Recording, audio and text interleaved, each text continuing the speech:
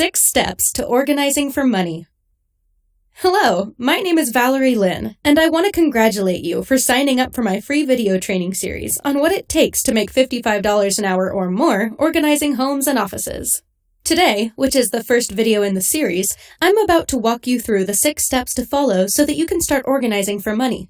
But before I do that, let me first tell you why organizing can be both a fulfilling and very lucrative business opportunity. In a FastCompany.com article of September 2015, it says, "Decluttering your life is not just a trend, it's big business." And it went on to say, in a world obsessed with tidying, professional organizers are a rising commercial force. It may not be immediately obvious that people are obsessed with tidying, given that, as professional organizers, most of our potential clients are grossly disorganized. But one thing that remains true is that people, consciously or unconsciously, feel uncomfortable and stressed when their environment isn't in order. Now you may be asking, is there any science supporting how environment affects our daily experience? Well, in a study done at Princeton University, researchers discovered that multiple visual objects compete for our brain's attention, and that has a negative subconscious effect on us. They explained that when you're sitting in a space that's full of stuff, it's almost like there's a child standing next to you poking your shoulder saying, "Mom!" You may think you can block it out, but overall, it has a subconscious effect on how you're living and working. But here's a big one. In 2010, Brother International funded a study to discover the monetary losses from disorganization. The results were staggering. It was found that the cost associated with just one problem, employees looking for misplaced items, topped $89 billion annually. It was also found that the average employee spends 38 hours a year searching for things. When we experience moments of, "I can't find what I need," in our lives, they add up to an enormous amount of stress. Here is a universal truth. When a problem causes some kind of discomfort, stress, pain, and loss of money, then that makes for a big business opportunity. And that's why there's never been a better time to become a professional organizer than now. You see, I've been a professional organizer for over 12 years now. I'm the founding president of NAPO Baltimore in Maryland, which is a chapter of the National Association of Professional Organizers in the United States of America. Over the years, I've seen how NAPO's membership has grown, which is firsthand proof that the organizing industry is on a constant growth. NAPO has been around since 1985. That first year, NAPO only had 16 members in Los Angeles. By 1991, it had about 400 members. By 2015, it's expanded to more than 4,000 members and is recognized worldwide as the organizing authority. Of course, there are millions of people who have specialized in organizing without necessarily being a member of NAPO. And even though I'm the founding president of NAPO Baltimore, Maryland, I can honestly tell you that anyone can make money organizing without necessarily being a NAPO member. My point is to show you how the industry has been growing steadily over the years. But I must also say that becoming a NAPO certified member has enormous competitive advantages that you can find out about by visiting NAPO's official website. As a professional organizer, you're your own boss, and you make your own schedule. And you get to decide what days to take off and what timeframes you want to work. This can offer you enormous flexibility and quality time to spend with your family and loved ones.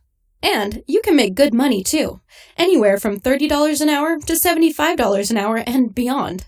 In this free video series, I'm going to show you the steps you can take to start making up to $55 an hour, even if you have very little or no organizing experience. The good news is, almost everybody can learn how to organize for money. So many people think to themselves, "No one will pay me $30 or $75 an hour just for organizing their home or office, especially given the fact that I don't even have professional experience." And I admit, I had this feeling too when I first started 12 years ago. You see, I discovered the organizing industry almost by accident.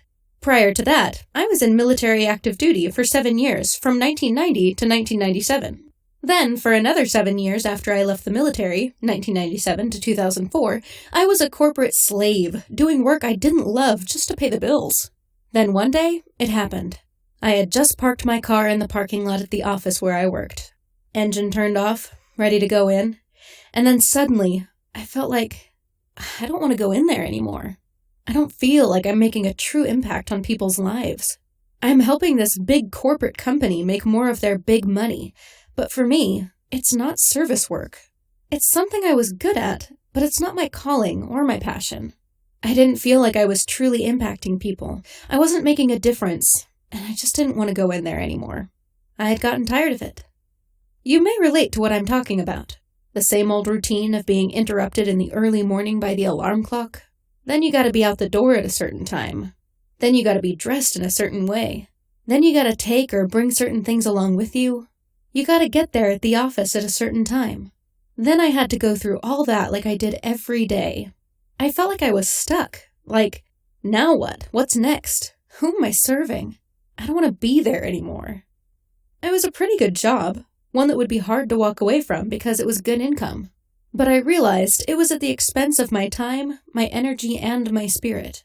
The company had downsized more and more and more, and they kept telling me I was in the top 10%, which I learned essentially meant I had to do the job of about 4 people. So, literally, my work in 2 years quadrupled. And as if that wasn't enough, having completely sucked the life out of me for a paycheck, they told me to move 60 miles away, or to commute an hour and a half every day. I was appalled by that, because I already felt like I was selling my soul for a paycheck with this big corporate job. And I didn't want to do that anymore. I was already working 9 hours a day, including Friday nights and Saturday mornings, and then Sunday nights prepping for the week. I already felt like I never had a day off, and now they want me to move? Or they want me to commute every day. That would turn to potentially 11 to 12 hours a day, on top of the weekend work that I had to do from home. So, I opted not to do that. I was already losing my mind. I felt like I was held hostage to that paycheck, even while I was living only 20 minutes away from work. So to commute an hour and a half to 2 hours every day, or to completely move, was unheard of and unacceptable to me. I was like, I can't even do this work anymore, and now I can't even imagine to make such a big change just to keep this job. So, I told them I didn't want to do it. They said, well, then your option is to leave then. So I left, and that was pretty scary. As much as I felt freeing myself from that bondage of a job, I was also extremely scared. So I talked to a company that helped people kind of prep for the next phase, but I didn't really want help with getting my resume up to date because I was really good at writing resumes and helping other people write resumes. And I knew how to interview, and I knew how to job hunt, but I was like, I'm tired of this job world. I'm tired of this exchange of my time, my energy, and my spirit for money. And I'm tired of working for somebody else without really serving and making a difference in people's lives. So I had explained to the person who was trying to help me that I don't want to go through that routine anymore. No next job, no next corporate whatever. And that I'd rather work a couple of little part-time jobs and make less money and have my weekends, have my nights, and not have a big commute. I just didn't want to lose my whole life just for a paycheck or a job. So she said to me, maybe you should be self-employed. And the light bulb went off, and I said, wow.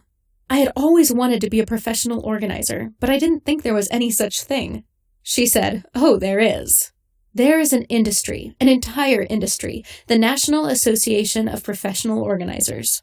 And they have chapters throughout the country. And I said, oh my gosh, there is an industry for me. There's a place for me. There's a business I can be in, and there's other people I can relate to do work, use our skills, to transfer those skills and make money in the process. So it was really exciting for me. I really felt like, wow, that's my place. I've been organizing as a human being my entire life. When I was 7 or 8 years old, my mom said every time she would throw away the empty box that a tube of toothpaste came out of, I would take the box out of the trash and use it to store stuff in. It's just who I am and how I operate. And every job I've ever had, I was the one that organized everything, set up the foundation for things. I did the groundwork for everything. It's just me. So the thought of having a business to do what I'm naturally good at and what I've learned to become better at was just wonderful and life-changing. So with all the excitement of having found my new path and something that will finally offer me the opportunity to be my own boss, set my own schedule, and find quality time for myself and my family, I immediately launched my organizing business in March 2004.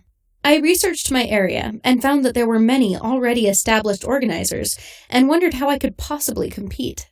And even if I could get my first client, I didn't know what to say or how to work with someone who is expecting high-quality, professional service.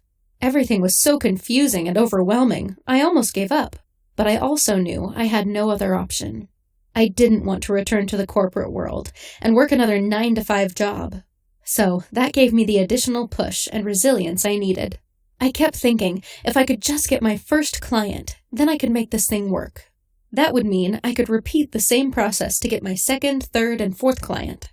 It would also mean that I would have money to reinvest my knowledge of professional organizing. It would give me the validation that I can make this work and that people are willing to pay to get organized. I just needed to get my first client. So I decided to take action and make it happen. I advertised my business in the local community newspaper and put my business cards on advertising boards in local businesses. Then, in April of 2004, barely 1 month after I launched my business and placed the ads, I got my first paying client at $35 an hour. Then, in 2005, I raised my rate to $40 an hour. Then to $45 an hour in 2006. And I've been raising my rate every year by $5 an hour to eventually $70 an hour in 2010. And since then, my rate has stayed constant at $70 an hour. I haven't tried to increase it any further, which by the way I think is possible. My decision to keep it at $70 an hour was influenced by the slow economy in 2010.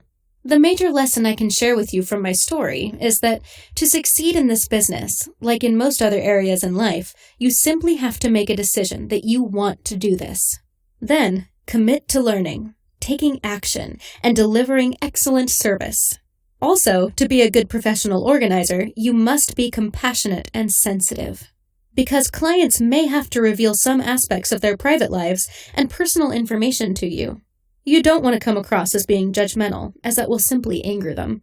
You also have to be patient and kind, energetic and enthusiastic, a true people person, and willing to get dirty and physical when it comes to actually doing the work of home or office organizing. Yes, just like you'd have to move things around if you were organizing your home or office, you'll also have to do the same at a client's home.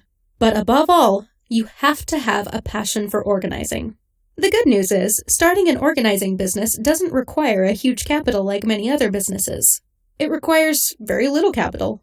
You don't need a storefront or commercial space, and you're not typically storing or selling any physical products like some other businesses would require. For the most part, your time and energy are the investment. That said, there are some basic things you need to operate your business. Transportation. A car to drive to clients' homes or offices. You may already have a car, and so you can use it. Home office space with a phone, computer, and printer. $250 to $750. Marketing tools, business cards, and a website. $50 to $1,500. Organizing tools and work bag. $50 to $150.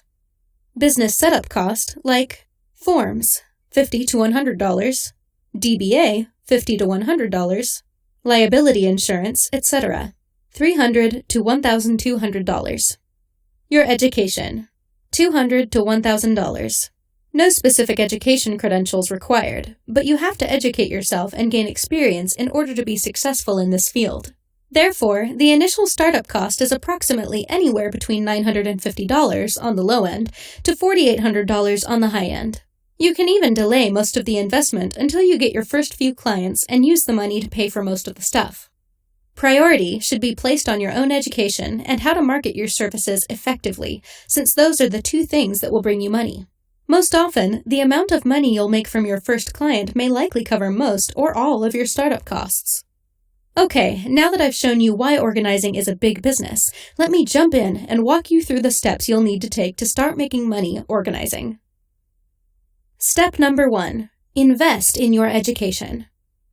If you've already made the decision to become a professional organizer, then the first step is to educate yourself about the profession. The fact that you're here watching this video shows that you're serious about your education. But you don't have to end here. Get some books on Amazon.com on home and office organization. Subscribe to top professional organizing blogs and start learning the skills of professional organizing.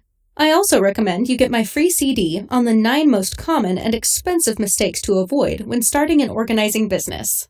Like I said before, I wish someone gave me this CD when I started my organizing business 12 years ago. It would have saved me at least $28,883 of lost money and opportunities. And most importantly, it would have saved me all the stress, headaches, and sleepless nights that came along with those expensive mistakes. You can get it by clicking on the link below this video. Step number 2. Find a mentor or coach.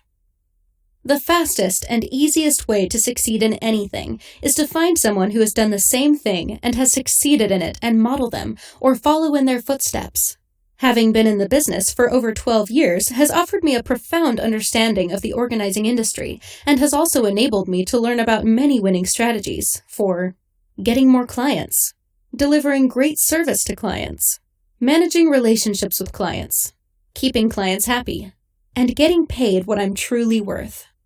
Also, as founding president of NAPO Baltimore, I had the unique opportunity to network with other professional organizers, to learn about things that work and things that didn't work, why some strategies would work for some people and not for others, based on how they dealt with clients and what their skill sets were. Gather first-hand knowledge into why some professional organizers succeed and why most fail to grow in this business. So as you may rightly guess, I might know a thing or two about successfully starting and running an organizing business that may help you. I'm ready to be your coach and mentor. All you have to do is follow the path I'm laying down for you, starting with the tips and instructions in this free video series. My intention is to help you get up to speed fast and start making good money while organizing. When I started my organizing business 12 years ago, I didn't have a mentor or coach. I thought I could figure it out on my own, and that cost me over $6,600 in mistakes and lost opportunities. Step number 3. Set up a professional-looking website. When it comes to attracting clients, your website is crucial. Your website will determine if a client can trust you instantly or not. Today, there are many ways people can do their website by themselves. But the big problem is, having your website done right is a big challenge, especially if you don't have an in-depth knowledge and experience in designing, branding, graphic designing, copywriting, etc. You may think you can do it yourself, but without some knowledge of colors, spatial layout, and above all, a special eye for design, there's a high chance that your website will not be as professional and attractive as compared to when done by a competent web designer. Most importantly, your website should be designed to capture and convert cold traffic. Cold traffic are people who click on your ads online, either on Google search or Facebook, and have never heard about you before. This is the hardest type of people to convert and get them to call and hire you. That's why most people would tell you that online advertising through Facebook or Google doesn't work. Well, guess what? It's because they don't know how to set their website up to convert dead cold traffic. I highly recommend you check out our pre-made websites specially designed for professional organizers, with marketing and sales copy pre-written, and that was designed by a professional web designer. They're not just simple websites, they're called sales funnels. Check out the link next to this video to learn more. Step number 4. Choose and define your niche. Before you start your search for clients, the ultimate first thing to do is to decide what type of clients you would like to work with. This is very crucial. You have to know what you're good at, or what organizing niche you want to specialize in. Once you've decided who you want to work with, the next step is to focus your marketing to those clients, and find them where they work, where they hang out, the activities they do, etc. Your ideal client may be hanging out at various places, including your local library, mom's group or senior residence, your local real estate offices, health clubs, therapists, lawyers for estates, cleaning companies, moving companies, and women's clothing stores and boutiques. Online on Facebook, on Pinterest, on Instagram, just to name a few.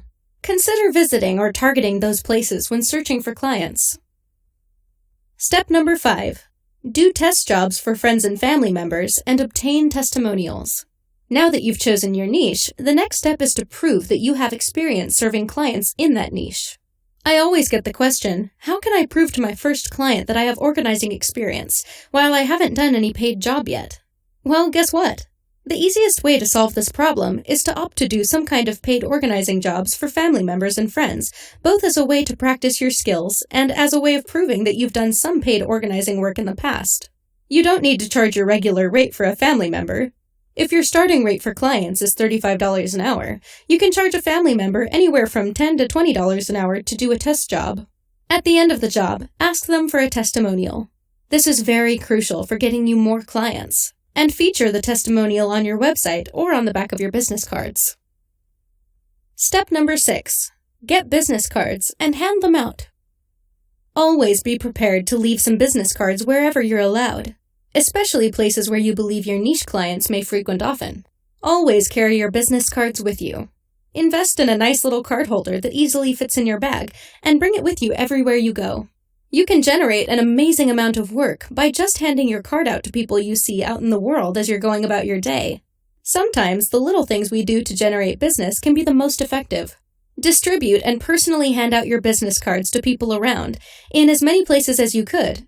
Real estate offices, local library, senior centers, health clubs, lawyers for estates, cleaning companies, moving companies, and women's clothing stores and boutiques, the local health food store, dry cleaners, etc.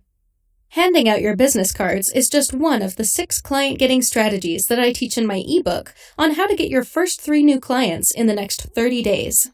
That ebook is only available for purchase to those who request a free copy of my 9 Mistakes CD. So, if you want to get access to the ebook, the first step is to get a free copy of my CD by visiting this link next to the video. The information contained in my 9 Mistakes CD and Client Getting ebook are priceless for getting you started on a good path to building a successful organizing business.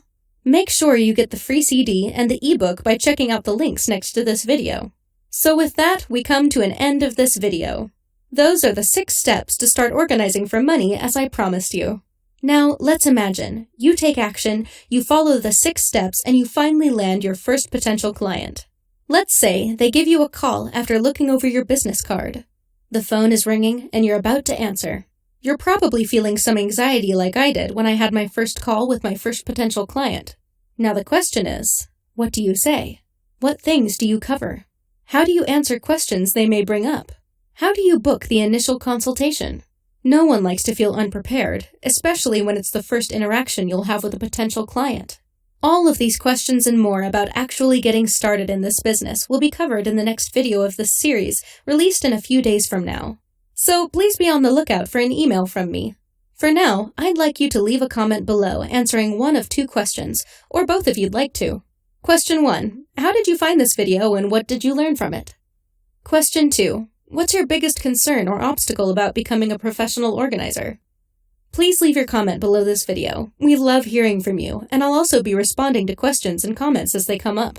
In just a few more days, we'll go into much more detail about getting started as a professional organizer, answer the top questions you may have, and I'll show you exactly how to handle your first client interactions. Until then, please leave a comment answering one or both of these questions. Once again, the questions are: Question number 1. How did you find this video and what did you learn from it? Question number 2. What's your biggest concern or obstacle about becoming a professional organizer?